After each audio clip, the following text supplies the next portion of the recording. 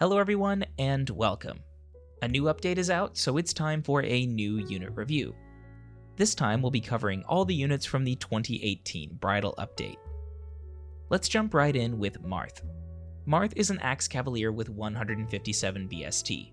He can be obtained via Tempest Trials. Stat-wise, Marth falls somewhere between Titania and Spring Alphonse. That may not sound impressive, but it does mean that Marth's stats are on par. With 31 attack and 36 speed, his offenses are workable, likewise for his defense. In terms of skills, Marth holds his own. His weapon is the Ardent Service, a generic axe with 14 might.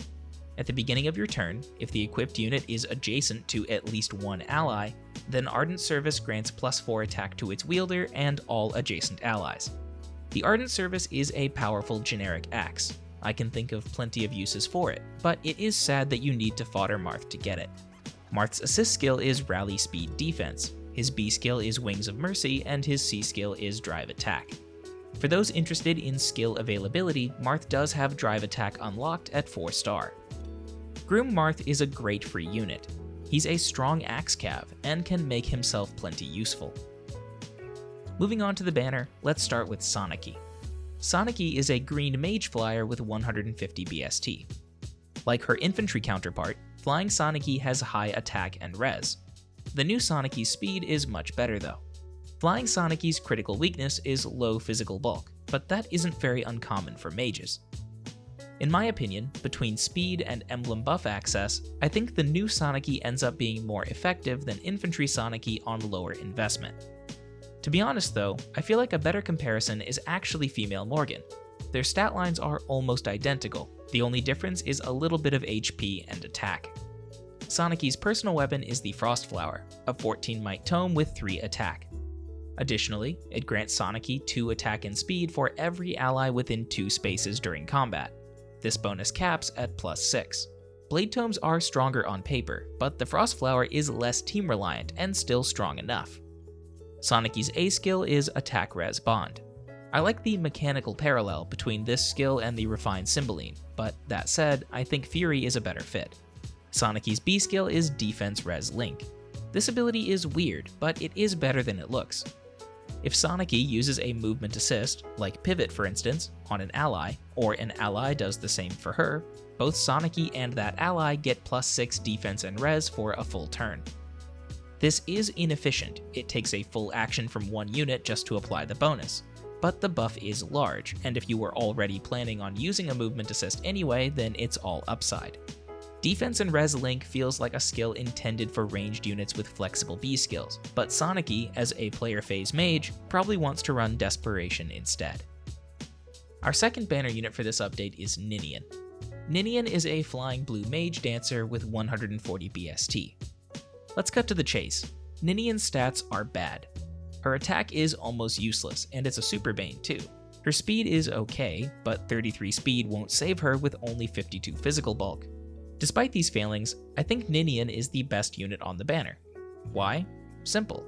Flying dancers offer incredible utility. The ability to fly over impassable terrain, airlift allies with guidance, grant emblem buffs to other flyers, and of course, dance, makes for a phenomenal support unit. In other words, Ninian is god-awful in combat, but that's okay because fighting is the last thing she ever wants to do. It is worth noting that the limitations and realities of arena scoring means that using Ninian in your core team is a losing prospect. Keep her and use her, but only for PvE and arena assault. Ninian brings with her some good skills for inheritance. Her weapon is the Fresh Bouquet, a generic tome with the same effect as Ardent Service, just for speed instead of attack. Her B skill is Chill Attack. Finally, Ninian's C skill is Drive Speed. If you must fodder Ninian, however, do it for her weapon or the Chill. Drive Speed can be found on Tail 2 at 4-star. There's not much else to say about Ninian. She's a good unit to add to your barracks, although you probably don't want multiple copies. The last unit for this update is both underwhelming and exciting at the same time. Tharja. The bridal version of Tharja is, like Launch Tharja, a red mage infantry. This time though, she has more BST, a better stat allocation, and a personal weapon. Side by side, the new Tharja is better where it counts. She has the same HP, 3 more attack, 1 more speed, 2 less defense, and 1 more res. What makes this new Tharja interesting though is her color. Bridal Tharja is a bona fide premium red mage thanks to her offensive stat line.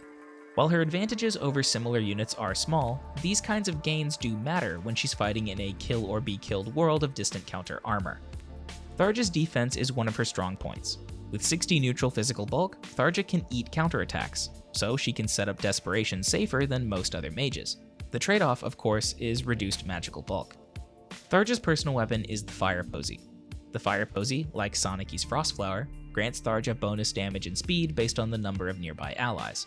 Again, like the Frostflower, this bonus caps at 6. The weapons are actually identical, the only difference is that Tharja's adds 3 speed instead of 3 attack. So the Fire Posy is good for all the same reasons the Frostflower is. It adds a lot of damage at a low opportunity cost.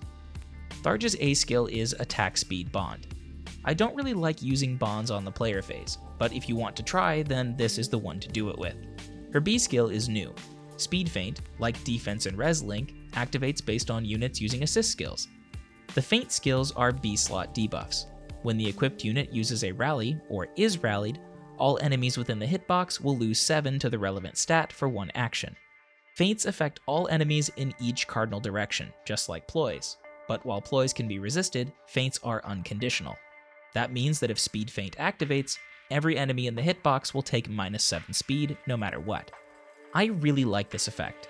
It is situational and a little bit cumbersome, yes, but the payoff is there. If you have units with flexible B skills, Speed Feint is a good choice. All that said, this banner feels weak to me. Given that we have a stance banner and another new legendary hero coming up very soon, I'd give this one a pass, or at the very least, wait until the end before pulling. Yes, it does have new skills, and Ninian is a nice pickup if you don't have Flying Azura, but all told, I don't think the value is there for the price. If you do get Sonicy or Tharja all the way to +10, they're going to be great, but that's just really hard to do. Chill Attack, Speed Feint, and Defense Res Link are valuable, powerful skills, but they're definitely luxury items, not must-haves. If you do decide to pull, I would prioritize Ninian first, Tharja second, and Sonicy third. Thank you very much for watching. If you enjoyed the video, please consider leaving a like or subscribing. You can find me on Twitter at DireThunderYT, so feel free to send me cool stuff or just drop by to say hello.